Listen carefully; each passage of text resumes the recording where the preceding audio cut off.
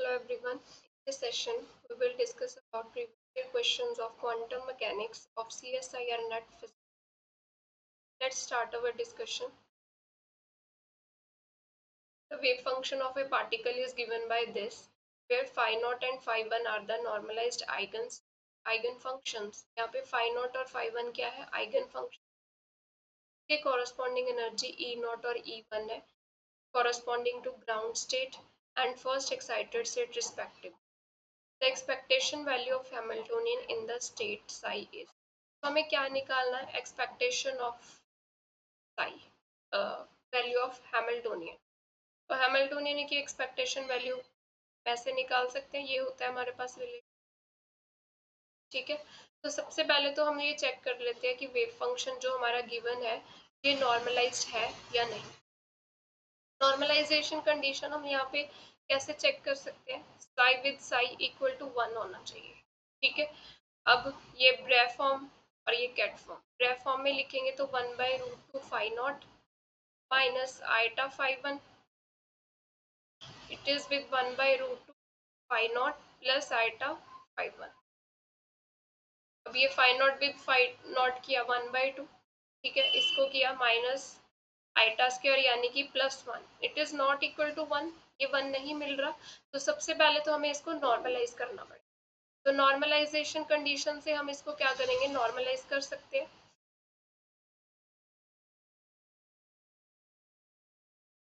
तो इसके लिए हम यहाँ पे एक नॉर्मलाइजेशन कांस्टेंट ए ले लेते हैं. ठीक है, 1/√2 phi naught plus iota phi 1. ये हमने हमारा वेव फंक्शन ले लिया.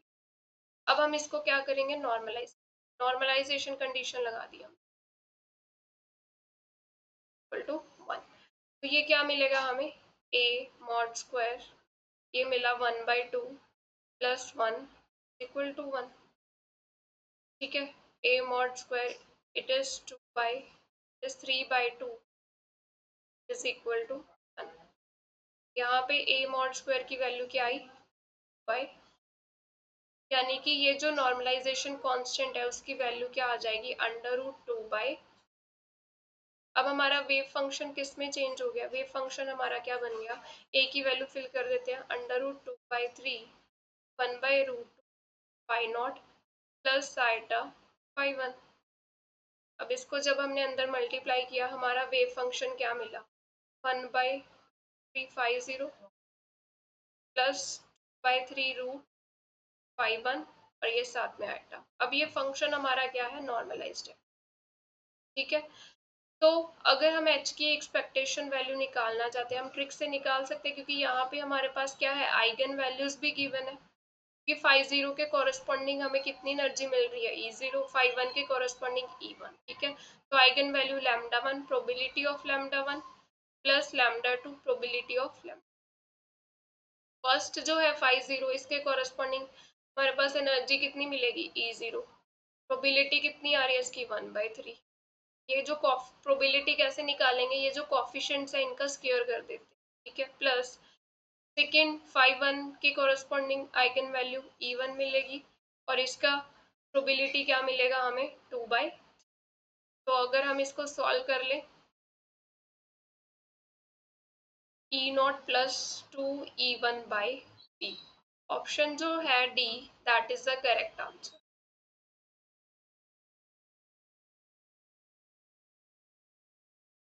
Next question. Energy levels of non relativistic electron in the hydrogen atom. Hydrogen atom में हमारा पोटेंशियल कैसा होता है? कूलमिक पोटेंशियल होता है. V of R is varying with the 1/r and energy जो है 1/n स्क्वायर के साथ वेरी करती है, where n is the principal quantum number. और इसके कॉरस्पॉन्डिंग जो वेव फंक्शन है उसको हम इससे डिनोट करते हैं, where L is orbital angular momentum quantum number, m is the magnetic quantum number. The spin of electron is not considered. Which of the following is the correct statement? There are exactly 12 plus 1 different wave functions psi and Lm for each energy level. या फिर there are L into L plus 1 different wave functions हमें मिलेंगे. और E and Lm does not depend on L and M for the Coulomb potential. या फिर D क्या? There is unique wave function for this. For each value of energy. अब यहाँ पे unique तो मिल नहीं सकता क्योंकि डीजेनरेसी तो होती हुई है, और डीजेनरेसी यहाँ पे कितनी मिलती है हमें, दैट इज एन स्क्वायर। अगर हमारे पास स्पिन इंक्लूड होगी तो हमारे पास डीजेनरेसी 2n² हो जाती है ना, हाइड्रोजन के केस में। तो ये जो ऑप्शन है डी, वही तो गलत हो गया। डिफरेंट वेव फंक्शंस ये वाले कुछ ऐसा कुछ रिलेशन नहीं है। ऑप्शन सी जो है that is the correct answer. इसमें जो एनर्जी हम निकालते हैं वो एल और एम पे डिपेंड नहीं करती है कूलम पोटेंशियल के केस। नेक्स्ट, द पर्टर्बेशन हमें ये गिवन है where a is constant it is added to infinite square well potential. ठीक है, the correction to the ground state energy to the first order in a is. अब हमें correction निकालनी है ground state energy में first order, और ground state हमारे पास क्या है, एन 1 होता है। यहाँ पे ground state n equal to 1 मिलेगी। ठीक है, तो ये किसके इक्वल होती है, कैसे निकालते हैं, integration Sai zero H dash Sai zero. ठीक है, अब इसको हम ऐसे भी लिख सकते हैं कि हमें क्या करनी है, एक्सपेक्टेशन वैल्यू निकालनी है इस परटर्ब्ड हैमिल्टोनियन की, या परटर्बेशन जो हमने की है उसकी एक्सपेक्टेशन वैल्यू निकाल सकते हैं। एक्सपेक्टेशन वैल्यू किसके इक्वल आ गई, एच डैश की वैल्यू फिल कर दी हमने, ए एक्स, ए कांस्टेंट है बाहर आ गया। अब एक्स की एक्सपेक्टेशन वैल्यू हमारे पास स्क्वायर वेल कैसा है, ये 0 टू पाई। ठीक है, इसको हम कंसीडर कर सकते हैं असिमेट्रिक स्क्वायर वेल है। तो असिमेट्रिक के केस में जो एवरेज वैल्यू होती है एक्स की वो मिड पॉइंट पे लाई करती है। अब इसका मिड पॉइंट जो है कहाँ पे मिलेगा, पाई/2 पे। ठीक है, तो यहाँ पे हमारे पास क्या आ गया, एक्स की एक्सपेक्टेशन वैल्यू क्या आ गई, पाई/2। तो सीधा करेक्शन मिल गई हमें ए पाई/2। हम इसको ट्रिक के साथ किया है कि हम यहाँ पे एक्सपेक्टेशन वैल्यू की ट्रिक लगा रहे हैं। अगर असिमेट्रिक पोटेंशियल वेल है उसमें हमने एवरेज वैल्यू मीन वैल्यू देखनी है एक्स की, तो वो मिड पॉइंट पे लाई करेगी। अब इस वेल का मिड पॉइंट कहाँ पे मिलेगा, पाई/2 पे। तो यहाँ पे एक्स की average value, mean value, expectation value जो है वो पाई/2 आ गई। तो हमने यहाँ पे डायरेक्ट जो है फाइंड कर लिया कि हमारी कितनी करेक्शन आ रही है। Particle is in 1D, moves under the influence of potential. ये हमें पोटेंशियल गिवन है, where A is the real constant for large n quantized energy level En depends on n। तो इसके लिए हम क्या ट्रिक यूज करेंगे, देखो जब भी पोटेंशियल जो है x की पावर v के साथ वेरी करता है तो एनर्जी जो है वो n के साथ कैसे वेरी करती है, 2v/v+2 ऐसे वेरी करती है। एक्चुअल में ये जो रिलेशन होता है अकेला n का नहीं होता, ये होता है n e is equal to e n is equal to alpha. ये अल्फा है या फिर ए कह लो, ये जो साथ में कांस्टेंट आता है वो कांस्टेंट लेते हैं यहाँ पे। एन प्लस माइनस हाफ होता है एच कट, पाई/2m alpha under root 1/v+3/2 gamma 1/v+1 gamma, और इस पूरे की पावर हमारे पास आती है 2v/v+2। अब हमें सिर्फ एनर्जी की डिपेंडेंसी एन पे देखनी है, तो हमने सिर्फ एन की डिपेंडेंसी देखी। एन की पावर किसके साथ वेरी कर रहा है, 2v/v+2। ठीक है, तो En जो है वो वेरी कर रहा है एन की पावर 2v/v+2। अब ये v क्या है, x की पावर v, यहाँ पे v की वैल्यू कितनी मिल गई, 6 कंपेयर करके। तो En कैसे वेरी करेगा, n 2 × 6 डिवाइडेड बाई 6+2। तो En वेरी कर रहा है n की पावर 12/8, 4 से 12, 4 to the 8। तो ये एनर्जी की डिपेंडेंसी हमारे पास आ गई n की पावर 3/2। ऑप्शन डी जो है that is the correct answer. In the system consisting of 2 spin half particles, हमारे सिस्टम में कितने पार्टिकल्स है, 2 स्पिन हाफ पार्टिकल्स है, 1 and 2। S1 वेक्टर गिवन है, S2 वेक्टर गिवन है। फर्स्ट पार्टिकल के लिए स्पिन वेक्टर है, ये सेकेंड पार्टिकल के लिए है स्पिन ऑपरेटर्स। सिग्मा वेक्टर क्या है, पॉलीस्पिन मैट्रिसेस है। तो in the standard basis matrices operators हमें इसकी वैल्यू निकाल। अब एक्स कंपोनेंट फर्स्ट पार्टिकल का क्या आएगा, हमें पता है जो एस एक्स कंपोनेंट है h/2 सिग्मा एक्स के इक्वल होता है। तो ये h/2 sigma X for first particle आ जाएगा। और सिग्मा एक्स क्या होता है, पॉलीस्पिन मैट्रिसेस की वैल्यू ये होती है हमारे पास। ठीक है, SY(2) सेकेंड पार्टिकल के लिए हम लिख रहे हैं ये, तो ये सिग्मा Y(2) हो जाएगा। तो h/2 सिग्मा y की वैल्यू होती है हमारे पास माइनस आइटा आइटा। अब हमने क्या फाइंड करनी है वैल्यू, Sx(1) Sy(2). तो इन दोनों को मल्टीप्लाई करना है, ये h कट स्क्वायर बाय 4 सीधा लिख लिया बाहर, 0 1 0 0। ये टेंसर प्रोडक्ट यहाँ पे करेंगे हम। टेंसर प्रोडक्ट क्यों करेंगे, क्योंकि यहाँ पे सिस्टम में हमारे दो पार्टिकल्स है, डायरेक्ट प्रोडक्ट नहीं करेंगे यहाँ पे, ठीक है। यहाँ पे टेंसर प्रोडक्ट इन्वॉल्व होगा, क्योंकि यहाँ पे स्पिन ऑपरेटर्स गिवन है वेक्टर फॉर्म में, ऑपरेटर्स हैं ये। तो यहाँ पे टेंसर प्रोडक्ट जब हमने सॉल्व किया h कट स्क्वायर बाय 4, तो ये फर्स्ट एलिमेंट को इस पूरी मैट्रिक्स से मल्टीप्लाई किया, ये 0 0 मिलेगा। यहाँ पे 1 है एस एक्स में, ये 1 को इस मैट्रिक्स के साथ मल्टीप्लाई किया तो ये 0 माइनस आइटा आइटा 0, फिर इस 1 को किया तो ये 0 माइनस आइटा आइटा 0, फिर ये 0 को इसके साथ किया, ये 0 0। तो ये रिजल्ट मिल रहा है। अब मैच कर लेते हैं, ये वाले ऑप्शन तो नहीं आएंगे। सी और डी में देखो, ये सी ऑप्शन से मैच कर रहा है, ये पहली term 0 0 0 minus iota 0 0 iota 0 0 minus iota 0 0 और ये आइटा 0 0। तो ये सी ऑप्शन से सब मैच कर रहा है। डी में देखते हैं, ये मैच ही नहीं कर रहा, ये टर्म्स तो मिल ही नहीं रही है, ठीक है। तो सी ऑप्शन जो है that is a correct answer. हम एक पार्ट को ही सॉल्व करके हमारा आंसर आ गया, हम चाहे तो दूसरा भी निकाल सकते हैं, S y of 1 S x of 2। तो एस वाई ऑफ 1 क्या आ जाएगा, h cut by 2 sigma y of 1 h cut by 2 sigma x of 2 हो जाएगा। इसमें वैल्यूज फिल कर देंगे, h cut square by 4 sigma y क्या आएगा 0 आइटा माइनस आइटा 0, इसका टेंसर प्रोडक्ट सिग्मा एक्स 2 हमारे पास क्या आ जाएगा 0 1 1। अब इसको मल्टीप्लाई कर सकते हैं हम, तो एच कट स्क्वायर बाय 4, ये 0 को इससे मल्टीप्लाई किया 0 1 0 0 ही मिलेगा, फिर माइनस आइटा, ये माइनस आइटा 0, फिर आइटा को किया तो ये मिला हमें 0 iota iota 0,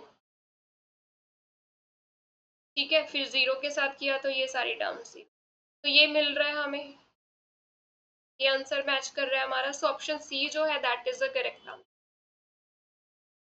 energy of the first excited quantum state of particle in 2D potential is. अब हमें यहाँ पे फर्स्ट एक्साइटेड स्टेट निकालनी है, 2D पोटेंशियल है। सबसे पहले तो देखो ये पोटेंशियल कैसा आ रहा है, हार्मोनिक ऑसिलेटर जैसा है, half m omega square x square plus half m omega square 4y square, ठीक है। तो यानी कि ये 2D हार्मोनिक ऑसिलेटर का पोटेंशियल गिवन है, और इसकी फ्रीक्वेंसी देख लेते हैं, ओमेगा स्क्वायर मिल रही है एक्स के क्रॉस, और यहाँ पे क्या मिल रही है 2 ओमेगा।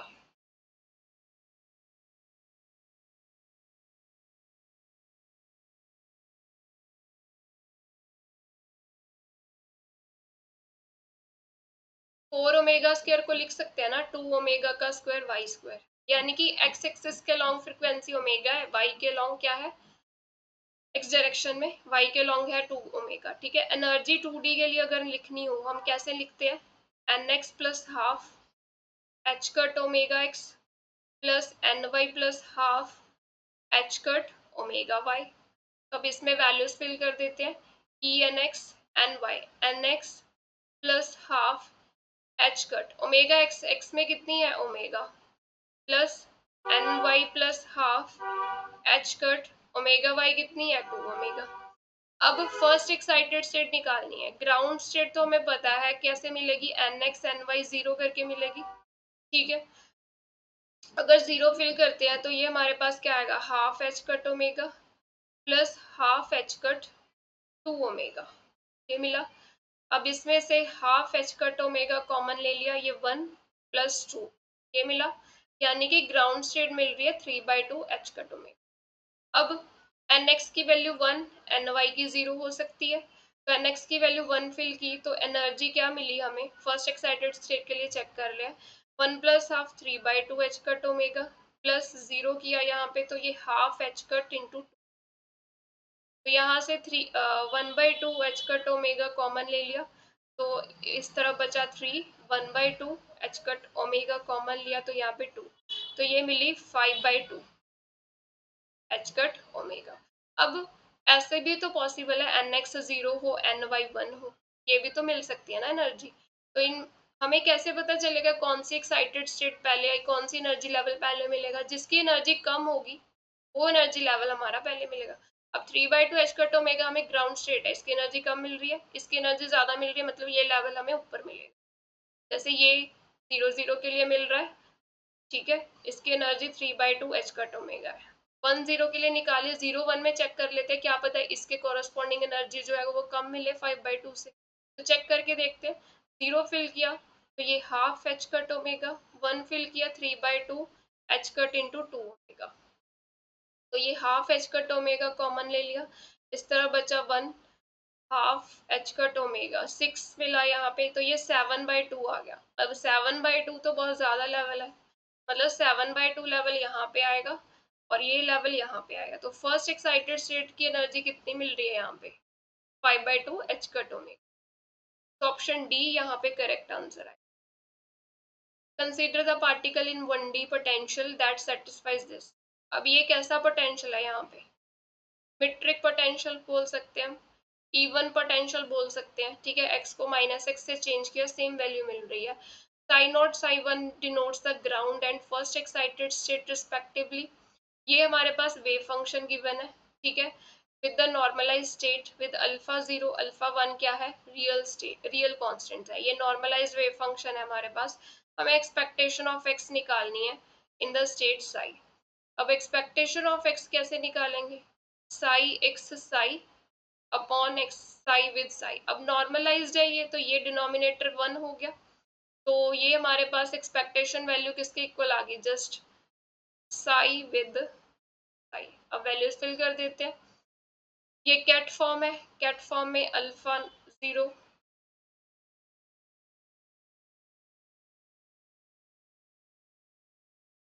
ये एक्स बीच में, और या सॉरी ये ब्रेव फॉर्म है, कैट फॉर्म अभी लिख रहे हैं हम, alpha 0 Sai 0 plus alpha 1 Sai 1, ठीक है।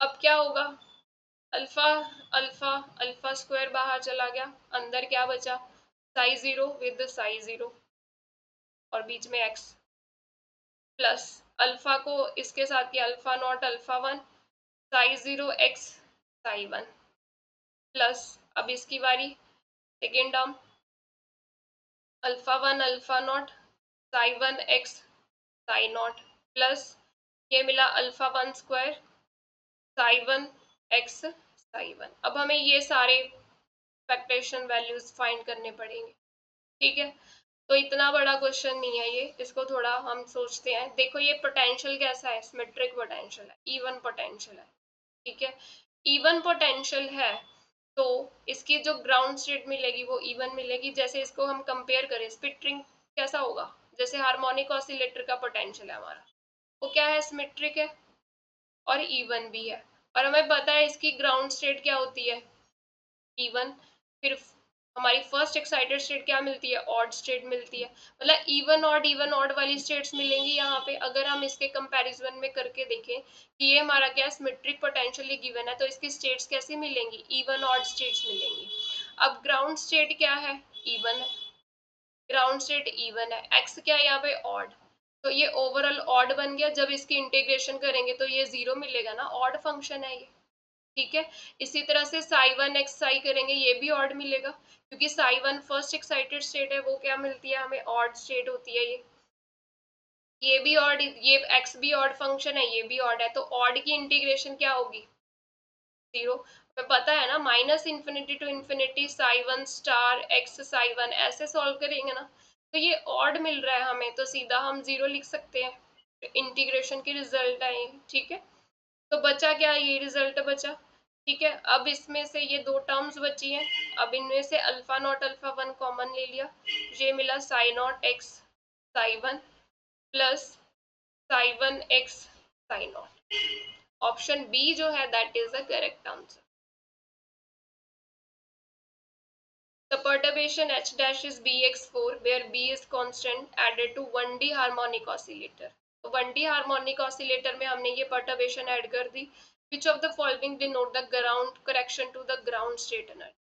अब ग्राउंड स्टेट एनर्जी के लिए करेक्शन फाइंड करनी है। हार्मोनिक ऑसिलेटर में ground state n equal to 0 के लिए आती है, B01 फाइंड करना है, so it is -∞ to infinity ground state का wave function h dash psi 0 d, ऐसे ही निकालेंगे हम, ठीक है।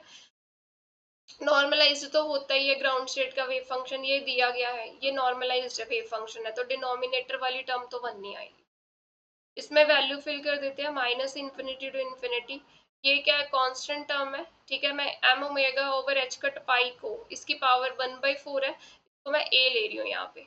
ये ए ई की power minus m omega x square by 2 h cut, और ये कितना है बी एक्स 4 साइन नॉट मिला, तो ये ए ई की power minus m omega x square by 2 h cut d x, ठीक है। तो ये ए स्क्वायर बाहर आ गया, बी भी बाहर आ गया, integration minus infinity to infinity, तो ये हमारे पास क्या बन गया, ई की power minus m omega x square by h cut, ये 2 टाइम्स हो जाएगा, साथ में एक्स की पावर 4 डी एक्स। अब हमें इस इंटीग्रेशन को सॉल्व करना, तो ये रिजल्ट दिया गया है, इसको सॉल्व कर लेते हैं।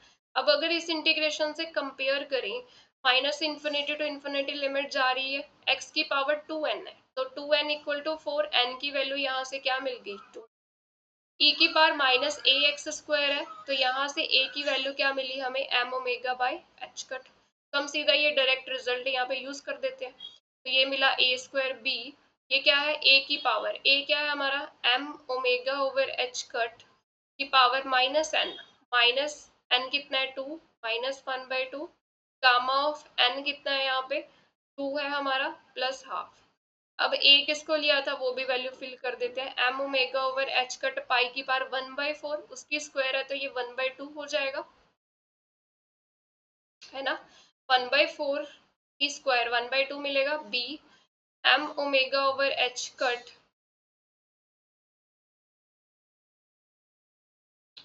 ये मिला -5/2, रिजल्ट में ही गड़बड़ लग रही है कुछ, 2 प्लस हाफ यानी कि 5/2।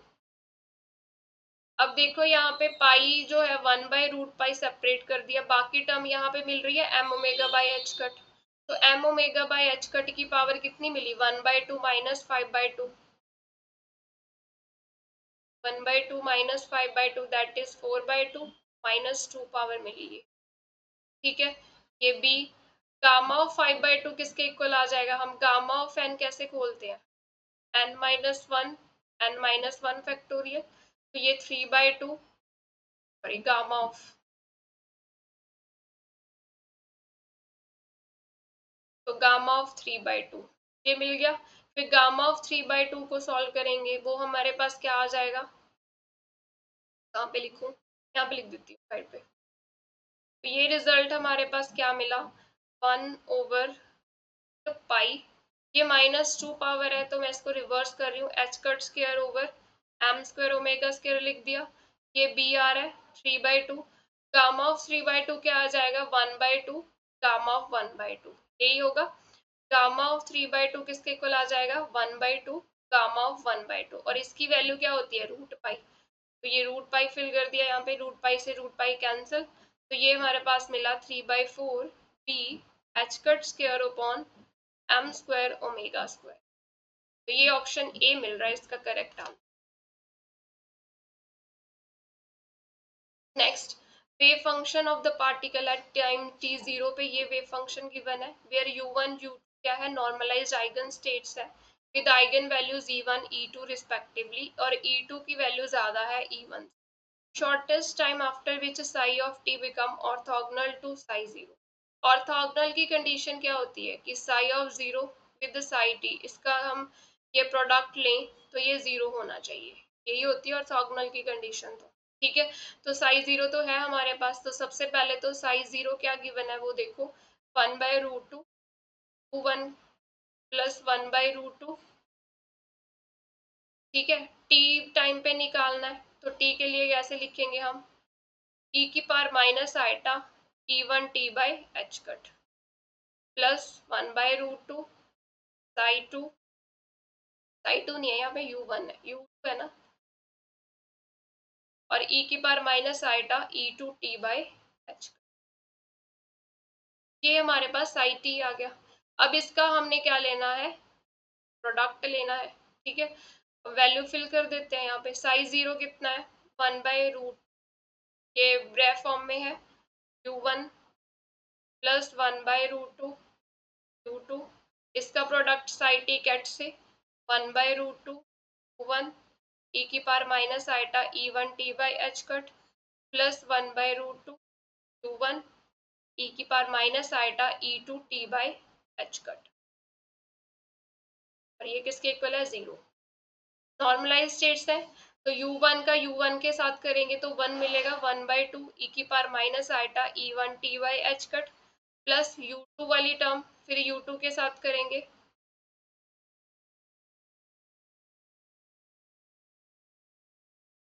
ये साइड 2 नहीं है, यही u2 है, ठीक है। 1/2 e की power minus iota E2t/h cut equal to 0। अब इसको हम लिख सकते हैं e की power minus iota E1t/h cut upon 2 is equal to minus e की power minus iota E2t/h cut upon 2, ये 2 से 2 कैंसिल हो गया, ठीक है। अब इसको ऐसे लिख सकते हैं e की power minus iota E1t/h cut exponential term नीचे ले आए e की power minus iota E2t/h cut it is equal to -1, इसको ऊपर ले जाते हैं तो ये बनेगा e की पावर आइटा कॉमन लिया E2 माइनस E1 मिलेगा t upon h cut equal to -1। अब -1 कब मिलेगा, जब e की पावर आइटा पाई होगा, ठीक है। तो ये iota E2 minus E1 t/h cut is equal to e की पावर आइटा पाई, ठीक है। क्योंकि e की पावर आइटा पाई किसको खोल के लिखना हो तो क्या बनेगा cos pi plus iota sine pi, तो साइन पाई तो 0 होता है, कॉस पाई कितना होता है -1। तो हम पावर्स को इक्वेट कर देते हैं यहाँ से, तो क्या मिला E2 minus E1 t upon h cut is equal to pi. तो यहाँ से t की वैल्यू निकालनी है, तो t की वैल्यू क्या मिली यहाँ पे पाई h कट मल्टीप्लाई हो जाएगा इस तरफ और डेल्टा e नीचे जाएगा E2 माइनस E1, तो pi h cut over E2 minus E1, option B जो है that is the correct answer. A constant perturbation as shown in the diagram acts on the particle of mass m confined to infinite potential well between 0 to L. The first order correction to the ground state energy of particle is, तो first order correction निकालनी है। अब देखो यहाँ पे perturbation कैसी लग रही है, कांस्टेंट परटर्बेशन लग रही है, तो यहाँ पे हम इस क्वेश्चन को ट्रिक के साथ कर सकते हैं। जब भी कांस्टेंट परटर्बेशन लग रही होती है तो हम करेक्शन कैसे निकाल सकते हैं,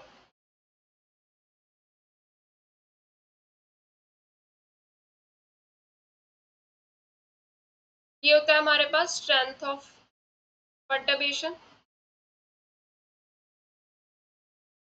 इनटू लेंथ ऑफ परटर्बेशन, थोड़ा इधर करके लिख दे,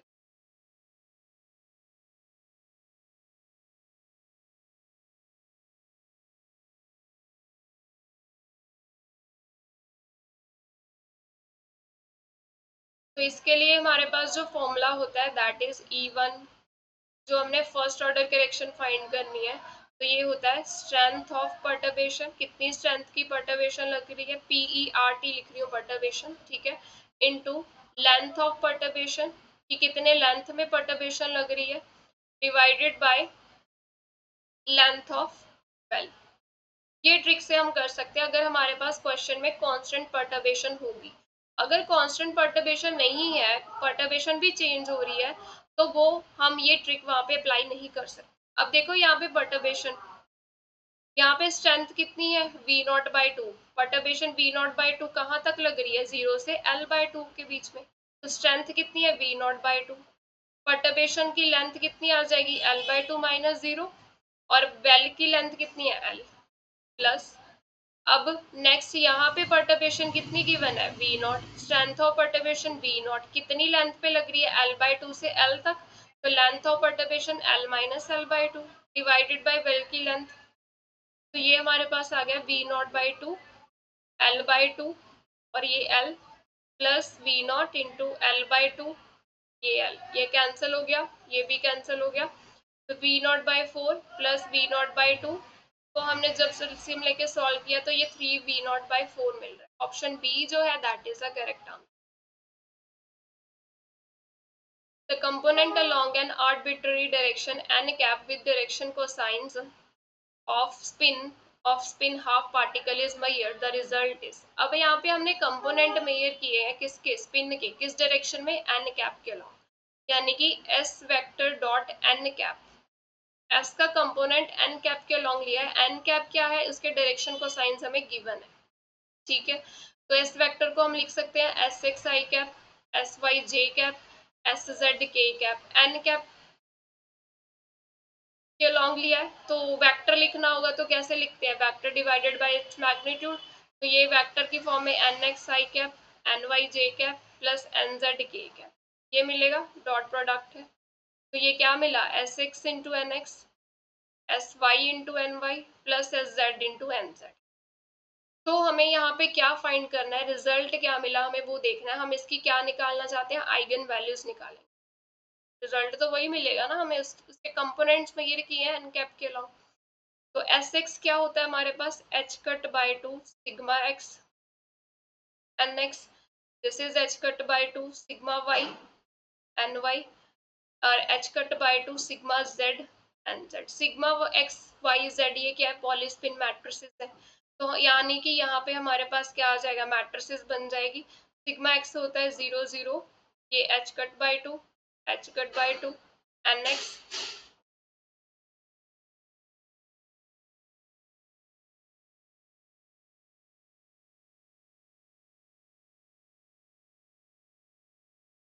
अब इसमें वैल्यूज फिल कर देते हैं। सिग्मा वाई होता है हमारे पास 0 minus iota H cut by two, ये एच कट बाई टू मैं अंदर ही लेके जा रही हूँ, यहाँ पे eta H cut by two और ये 0, साथ में एन वाई। सिग्मा जेड की वैल्यू फिल कर दी, that is H cut by two 0 0 minus H cut by two into N Z. अब इसके मैट्रिसेस बना लेते हैं और इसकी आइगन वैल्यूज हमें फाइंड करनी। तो मैट्रिसेस में हमारे पास क्या मिल जाएगा, ये 0, फर्स्ट टर्म 0 और ये H cut by two n z. Second term यहाँ से मिल रही है H cut by two n x, यहाँ से भी मिल रही है minus iota H cut by two n y, ये नहीं आएगी। और इस तरफ आ गया n x h cut by two plus iota H cut by two n y, ठीक है। ये कंपोनेंट 0, ये भी 0, ये साथ में आ गया minus H cut by two n Z. अब इसकी हमने आइगन वैल्यूज निकालनी है, तो आइगन वैल्यूज ले लेते हैं। N z h cut by two minus lambda, h cut by two common ले लिया, n x minus iota n y, h cut by two n x plus iota n Y, और ये minus H cut by two n z minus lambda. अब इसको eigen values को निकाल लेते हैं। ये मिला n z h cut by two minus lambda minus H cut by two n z minus lambda minus H cut square by 4, ये बन रहा है a plus b a minus b, a square minus b square लगा दें, a square minus iota n y का square is equal to 0। तो यहाँ से हमें इसको सॉल्व करना है, यहाँ भी होल स्क्वायर का फॉर्मूला लग जाएगा हमारा, ठीक है। जब हम इसको कैलकुलेट करेंगे लैम्डा की value plus minus H cut by two मिलेगी। ऑप्शन डी जो है that is the correct answer. Next, particle of mass M, it is in a cubic box. अब क्यूबिक बॉक्स है यानी कि ये क्या है, 3D का केस है। 3D का है, यस क्यूबिक है ना, और साइज क्या है, ए है। Potential inside the box, box के अंदर पोटेंशियल कितना है, एक्स एक्सिस की तरफ है 0 to a, वाई की तरफ है 0 to a, जेड भी 0 to a, इट इज 0, ठीक है। ये एक्स वाई जेड की रेंज गिवन है, पोटेंशियल बॉक्स के अंदर 0 है, बाहर कितना है, infinite. Particle is in an eigen state of energy, particle इस एनर्जी लेवल में है। हमें इसके कॉरेस्पॉन्डिंग वेव फंक्शन निकालना है। तो सबसे पहले तो पार्टिकल की एनर्जी ही लिख लेते हैं 3D बॉक्स के लिए। क्या मिलेगी हमें, h cut square upon 2m n x square N Y square N Z square, सबके 0 to a जा रही है ना, pi square upon a square, ठीक है। तो यहाँ से क्या पता चला, h cut square pi square upon 2m a square into n x square N Y square N Z square. अब पार्टिकल किस स्टेट में है, इस स्टेट में है। कंपेयर कर लेते हैं, H cut square pi square upon 2m a square अलग कर दिया और ये 14 अलग कर दिया। अब अगर हमने इन दोनों को कंपेयर किया तो 14 देखो किसके इक्वल आ रहा है, N x square N Y square N Z square. अब हमें कॉम्बिनेशन ढूंढने हैं जिसको ऐड स्क्वेयरिंग करके ऐड करके हमारे पास 14 मिले। तो अगर मैं एन एक्स की वैल्यू 1, एन वाई की 2, एन 3, एन जेड की वैल्यू 3 ले लूँ, तो 1 की स्क्वायर 1, 2 की स्क्वायर 4, 3 की स्क्वायर 9, कितना मिला है 14, 14 मिल रहा है। तो यानी कि आपकी एन एक्स की वैल्यू 1 है, एन वाई की 2 है, एन जेड की 3 है। अब 3D में वेव फंक्शन कैसे लिखते हैं? Under root 2 by a sine n x pi x upon a, under root 2 by a sine n y pi y upon a, ठीक है, under root 2 by a sine n z pi z upon a. अब इसमें n x n y n z की value fill कर देते हैं। ये root 2 ए, वो ए की पावर ये कितना बन गया 3/2, एन एक्स की वैल्यू 1 है, sine pi x by a, n y की वैल्यू 2 है, तो sine of 2 pi y by a, और एन जेड की वैल्यू 3 है, 3 pi z by a. Option D that is the correct answer. Next, let this denote the eigenfunction of Hamiltonian for the spherical symmetric potential VR। spherical symmetric potential का मतलब क्या है कि B किसका dependency show कर रहा है R के ऊपर। ये वेव फंक्शन गिवन है, it is an eigen function only of. तो ये हम कैसे चेक करेंगे कि ये वेव फंक्शन जो है ये किसका आइगन फंक्शन है? हम यहाँ पे आइगन फंक्शन इक्वेशन नहीं लगाएंगे, आइगन वैल्यू इक्वेशन से चेक नहीं करेंगे, वो बहुत लेंथी प्रोसेस हो जाता है। इसको हम देखेंगे कि अगर तो सेम n मिल रहा है तो वो आइगन फंक्शन किसका होगा? एच का। ये एच एन पे डिपेंडेंसी शो करती है, एच क्या एनर्जी ही होती है, ठीक है। अगर हमारे पास सेम की एल मिल रहा है तो वो आइगन फंक्शन किसका होगा? एल स्क्वायर का, कि एल स्क्वायर की डिपेंडेंसी एल पे होती है। अगर सेम एम की वैल्यू मिल रही है तो वो आइगन फंक्शन किसका होगा? एल जेड का, क्योंकि एल जेड की आइगन वैल्यू एम पे डिपेंड करती है। अब हम यहाँ पे देख लेते हैं, यहाँ पे देखो n की वैल्यू 2 मिल रही है, यहाँ पे भी n की वैल्यू 2 है, यहाँ पे भी n की वैल्यू 2। तो n की वैल्यू 2 मिल रही है हर टर्म में, तो यहाँ पे एक तो बात तो क्लियर हो गई कि it is the eigen function of h, h का आइगन फंक्शन है, तो ये डी ऑप्शन गया, ठीक है। अब l चेक कर लेते हैं, l यहाँ पे कितना है 1, ये l कितना है 1, ये l कितना है 1, तो सेम l भी मिल रहा है, यहाँ पे 1 वैल्यू मिल रही है, ठीक है। तो ये किसका आइगन फंक्शन बन गया? That is of L square. अब m की वैल्यू देखो, यहाँ पे m की वैल्यू क्या है? यहाँ पे 0, यहाँ पे क्या है -1, और यहाँ पे 1, तो डिफरेंट मिल रही है ना m की वैल्यू, तो ये आइगन फंक्शन एल जेड का नहीं बनेगा। तो किसका आइगन फंक्शन है जी? h और एल स्क्वायर का। Option C is the correct answer. तब कम्यूटेटर, हमें इसकी ब्रैकेट की वैल्यू निकालनी है, एक्स स्क्वायर पी स्क्वायर। मैं एक्स स्क्वायर को ऐसे लिख सकती हूँ x इंटू एक्स, ठीक है। अब यहाँ पे इसको ओपन करके लिख लेते हैं, इस x का पी स्क्वायर के साथ, ठीक है। और ये x सेकेंड पोजीशन पे है तो ये सेकेंड पोजीशन पे लिख दी। अब ये सेकेंड x का पी स्क्वायर के साथ, और ये फर्स्ट पोजीशन पे x, तो यहाँ पे लिख दिया। अब x की पी स्क्वायर के साथ क्या होती है हमारी commutating bracket? That is 2p eta h cut आ जाएगा, और x हमारे पास रिलेशन होता है ना a b की पावर n, तो इसकी अगर हमने कम्यूटेटिंग ब्रैकेट निकालनी है तो क्या होगा इसका? हम n b की power n-1,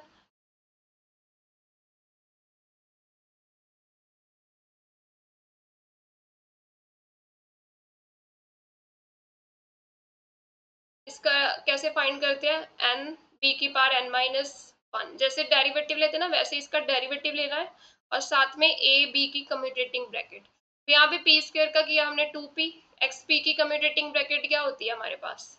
eta h cut, ठीक है। तो वो फिल कर दिया, और x साथ में, इसका भी रिजल्ट सेम मिलेगा 2p आयटा h कट।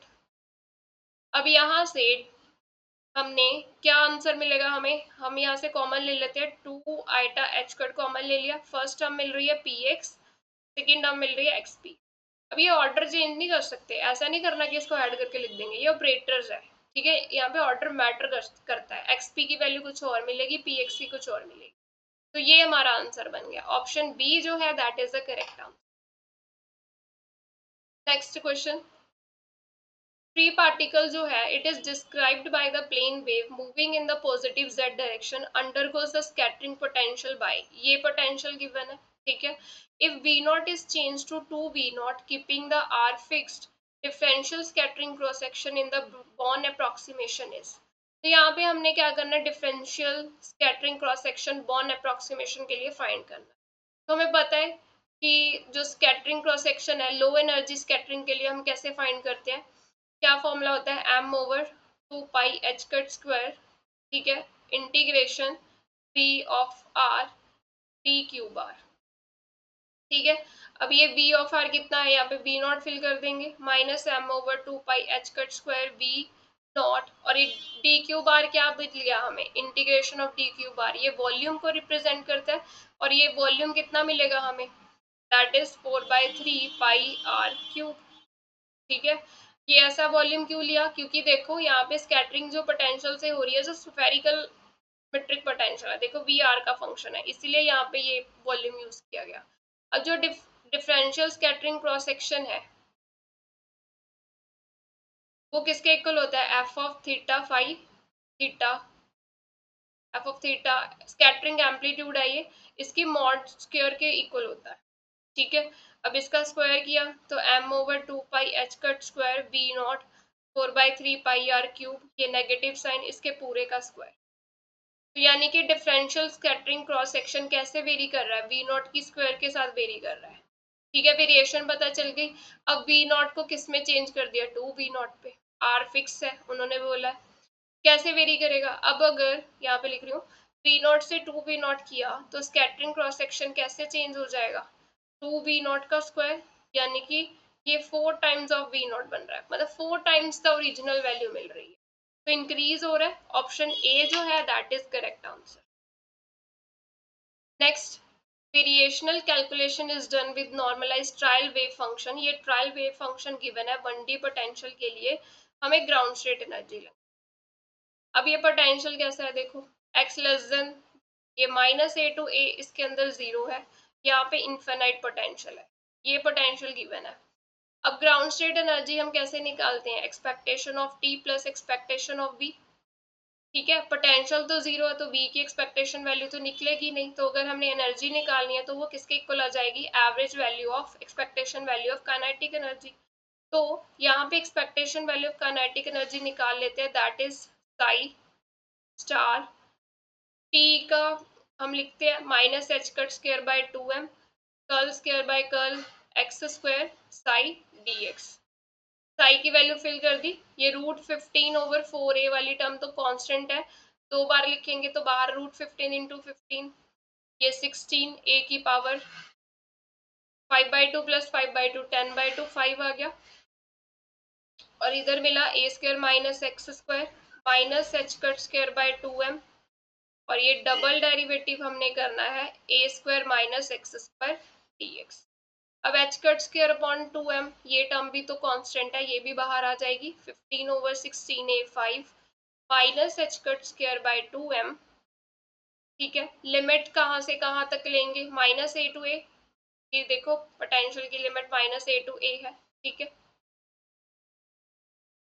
ये ए स्क्वायर माइनस एक्स स्क्वायर, अब डबल डेरिवेटिव लेना इस टर्म का, फर्स्ट ऑर्डर डेरिवेटिव किया तो ए स्क्वायर का 0 माइनस एक्स स्क्वायर का क्या आ जाएगा -2x, फिर से डेरिवेटिव किया तो ये क्या मिलेगा -2, तो यहाँ पे -2 आ गया, ये -2 बाहर ले आते हैं, 15/16 a की power 5 h cut square bye 2m मिल गया, ये माइनस माइनस पॉजिटिव हो जाएगा और ये 2 बाहर। अब हमें बस इसकी इंटीग्रेशन करनी है, a square minus x square dx, तो ये 2 से 2 कैंसिल कर देते हैं, 15/16 a की power 5 h cut square by m, ये मिला a square x minus x cube by 3 -a to a, 15/16 a की power 5 h cut square by m a square, ये लिमिट्स पुट की तो ये 2a मिलेगा, माइनस 1/3 a का cube a cube minus a का cube a cube 2a cube मिल गया।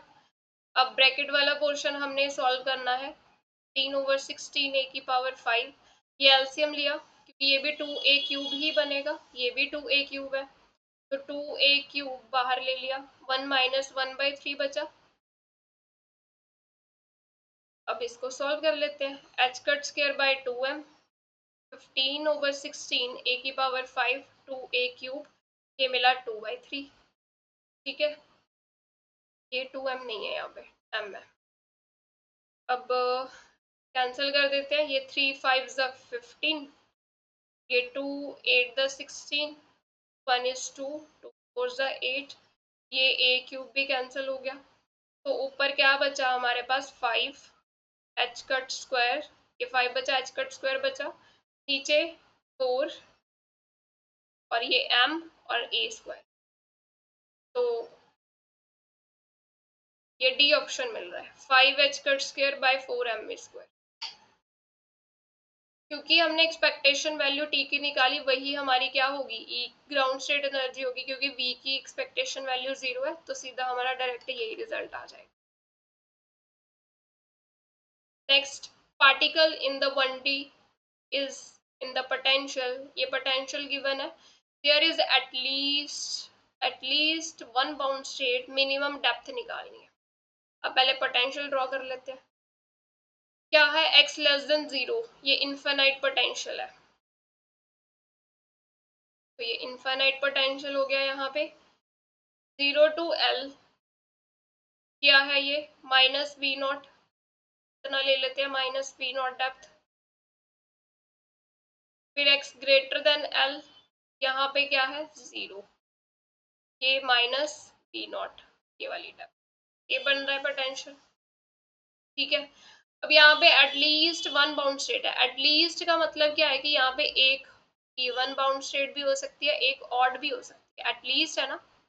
ठीक है, तो यानी कि हमने अगर यहाँ पे निकालनी है डेप्थ, तो हमारी रेंज जो है वो कहाँ से कहाँ जाएगी, π/2 से पाई के बीच में। एटलीस्ट वन बाउंड स्टेट के लिए यही रेंज लाई करेगी हमारे पास। ठीक है, अब यहाँ पे हमने एक जो वैल्यूज याद रखनी है, एनर्जी लेवल यहाँ पे है हमारा। ठीक है, अब यहाँ पे क्या हो रहा है, एनर्जी जो है वो ग्रेटर है V से, यहाँ पे V बड़ा है E से। तो जब भी एनर्जी ग्रेटर देन V होता है, उसमें के लिए हम K यूज करते हैं वेव फंक्शन में, और यहाँ पे जब भी V ग्रेटर देन E होगा, यहाँ पे गामा यूज करते हैं। K की वैल्यू क्या आ जाएगी, 2m/h cut square E minus V। ठीक है, और गामा किसके इक्वल होता है, 2m/h cut square V minus. अब यहाँ पे हमें जो ट्रिक R की वैल्यू चाहिए, R हम कैसे निकालते हैं, हमारे पास यहाँ पे दो टर्म्स होते हैं, eta square zeta square is equal to R square. अगर हमें ये पता चल जाए ईटा और जीटा, तो हम R स्क्वायर की वैल्यू फाइंड कर लेंगे, R यहाँ पे फिल कर देंगे, और वहां से हम क्या निकाल सकते हैं, डेप्थ, मिनिमम डेप्थ जो है निकाल सकते हैं। ठीक है, तो हमें पता है जो ईटा होता है वो किसके इक्वल होता है, और जीटा, जीटा के एक्स के इक्वल होता है, ईटा गामा एक्स के इक्वल होता है। तो ईटा स्क्वायर करना है, यानी कि गामा स्क्वायर करेंगे, 2m/h cut square V minus E into x, क्या है यहाँ पे बाउंड्री, बाउंड्री कहाँ पे आ रही है, x is equal to L ले लेते हैं। ठीक है, plus zeta is K X, K की value 2m/h cut square V minus E, sorry this is E minus V, K है ना ये, into L square is equal to R square. अब हम देखते हैं यहाँ पे गामा फैक्टर कहाँ पे आ रहा है, यहाँ पे आ रहा है इस रीजन में, ये जिसको मैं थर्ड रीजन ले रही हूँ। थर्ड रीजन में देखो गामा वैल्यू आएगी। अब यहाँ पे पोटेंशियल कितना है, 0, तो पोटेंशियल की वैल्यू 0 फिल की, तो 2m/h cut square minus E into L square हो गया, 2m/h कट स्क्वायर। के किस रीजन में लिखेंगे हम, के की वैल्यू सेकेंड रीजन के लिए, तो यहाँ पे पोटेंशियल कितना है, -v0, ये E plus v0 L square equal to R square. अब ये -2m/h cut square L square है। ठीक है, और ये प्लस टर्म है, तो ये कैंसिल हो जाएगी, तो हमारे पास क्या रिजल्ट मिला यहाँ पे, 2m/h cut square v0 L square is equal to R square. यहाँ से हमें R की वैल्यू मिल गई 2m v0 L square upon h cut square square root. अब ये सार की वैल्यू इस रेंज में फिल कर देते हैं, क्योंकि हमें at least one bound state find करनी है, और वो इस रेंज में ही जब लाई करेगी वैल्यू तभी हमें एटलीस्ट वन बाउंड स्टेट मिलेगी। तो यहाँ पे फिल कर देते हैं। मैं यहाँ पे सीधा डायरेक्ट स्केयरिंग कर रही हूँ, क्योंकि ये रूट में है ना आर, तो स्केयरिंग कर देते हैं। पाई स्केयर बाई 4 हो जाएगा, 2mv0 l square upon h cut square, और ये पाई स्क्वायर। तो यहाँ से v0 की वैल्यू निकाल लेते हैं। ये pi square h cut square 8ml square v0, ये pi square h cut square upon 2ml square. अब मिनिमम डेप्थ बोला है तो मिनिमम वैल्यू तो ये आएगी, pi square h cut square by 8ml square.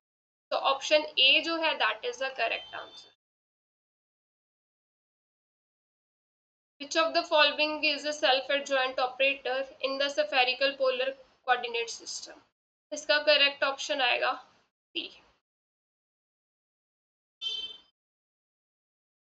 Let VPE denote the speed, magnitude of momentum, energy of the free particle at rest of rest mass m. Then तो momentum हमें पता है क्या होता है, m over under root 1 minus V square upon सी square into V. ठीक है, तो यहाँ से हम स्केयरिंग कर देते हैं, P square is equal to M square V square 1 minus V square over C square. तो ये हमारे पास आ गया P square minus P square V square upon सी square M square V square. P square वाली टर्म्स इकट्ठी कर ली, B square common ले लिया, तो ये क्या मिला m square plus p square upon सी स्क्वायर।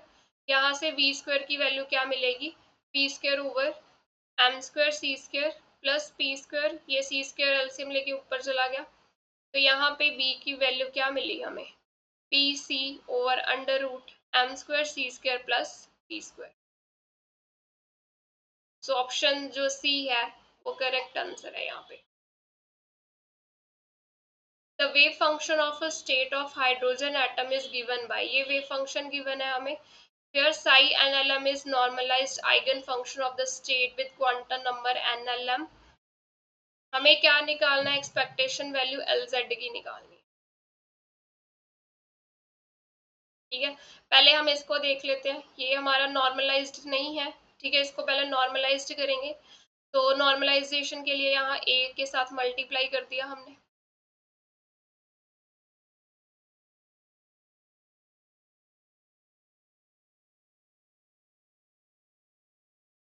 ठीक है, अब नॉर्मलाइजेशन कंडीशन लगा देते हैं।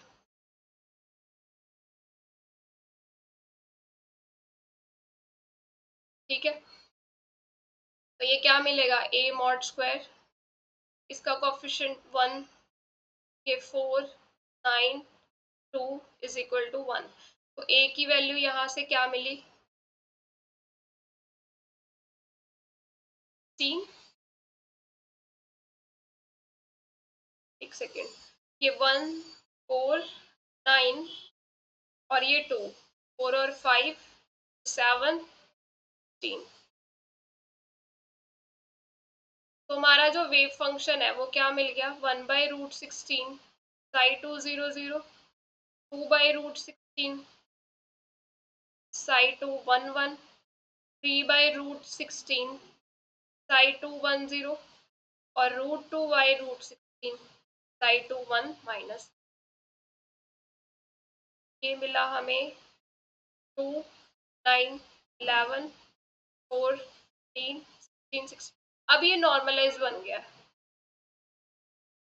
ठीक है, एक्सपेक्टेशन ऑफ LZ हम यहाँ ट्रिक से कर सकते हैं, λ1 probability of λ1, λ2 probability of λ2, λ3 probability of λ3 plus probability λ4 probability of λ4।